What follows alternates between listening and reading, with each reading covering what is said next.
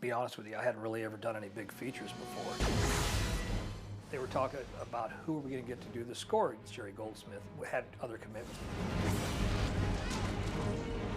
So they called me up to the office and they said, well, what do you think? And I said, let's go for it. Engage! All of a sudden, here I was looking at 80 musicians and a 24-piece choir from the LA Master Chorale. It was scary.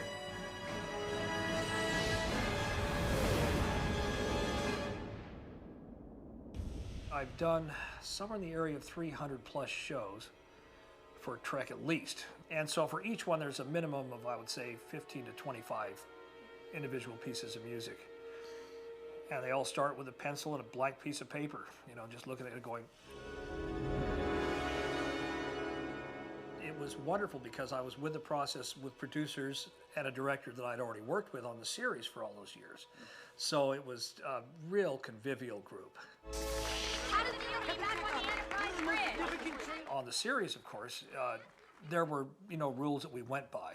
On the movie, none. Just go for it.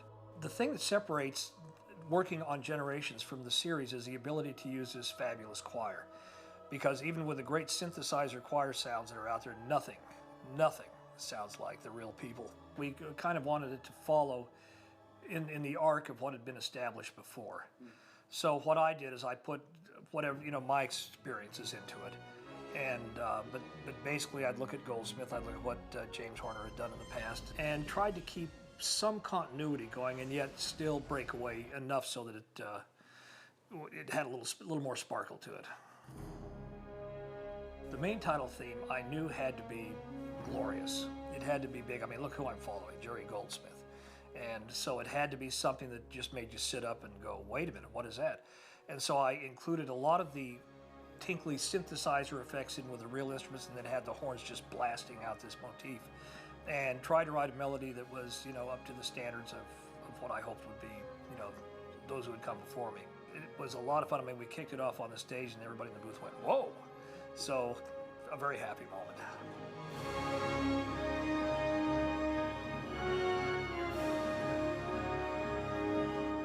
After it was written and after the movie came out, I was surprised to find out that there was a demand for a concert version of it that could be done in the local symphonies or the large symphonies around the country and eventually around the world. So I wrote a 4 or 5 minute version of the piece incorporating some of the other themes from the show. And it became, it wasn't like Elton John hit, but it certainly, for the concert world, it did very well, and it was very enjoyable. I'd go to Hollywood Bowl and see it and, get a big kick out of it. The saucer crash was great because we had a lot of discussions between the sound effect guys and myself.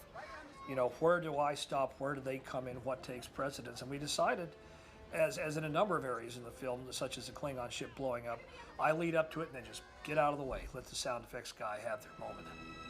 Fire.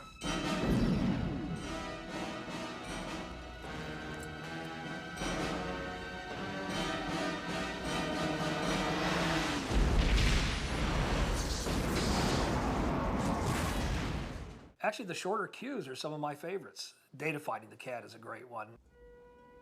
I am very happy to see you, Spot.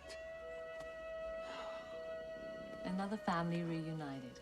And it's only, 15 seconds until it leads into the big thematic piece that takes the movie out. And the response to the saucer crash, which is short, it's 30 seconds, but I'll tell you, anytime anyone wants a demo reel from me, that's one that I put on.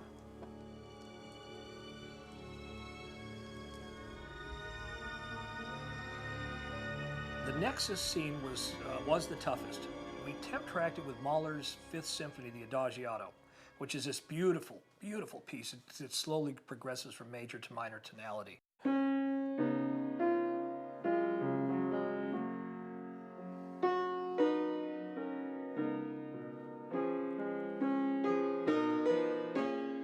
it's fantastic.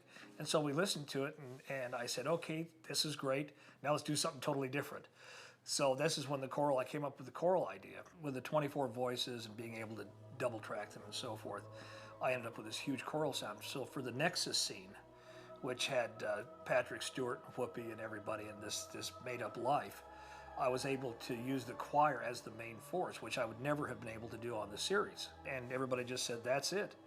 And that way the dialogue could come through, yet the music could still be out front, and you could still get the mood without destroying what was going on in the scene.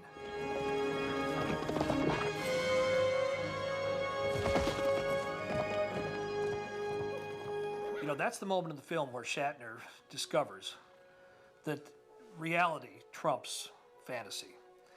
And so the first time he jumps the ravine, I have the French horns soaring, I've got the strings, I've got the woodwinds, I've got everybody just going to town. The next time he jumps the ravine, it's muted. I mean, I just made it mundane so that it would convey to the audience that, oh, this is what's happening inside of his head.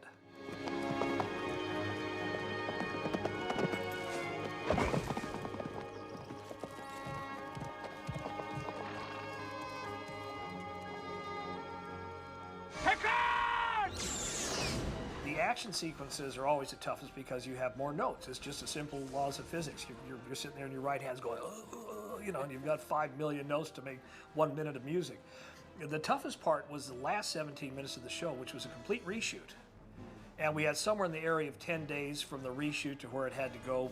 You know, we had to score and have it mixed. And so that's 17 minutes where they do the whole thing on the bridges collapsing, and poor William Shatner is heading for the ground, and they finally blow up Malcolm. And so I had to write that in a matter of 1 day. And then the one thing it did, though, is it gave me the opportunity to rewrite the scene where Shatner dies. Oh, my.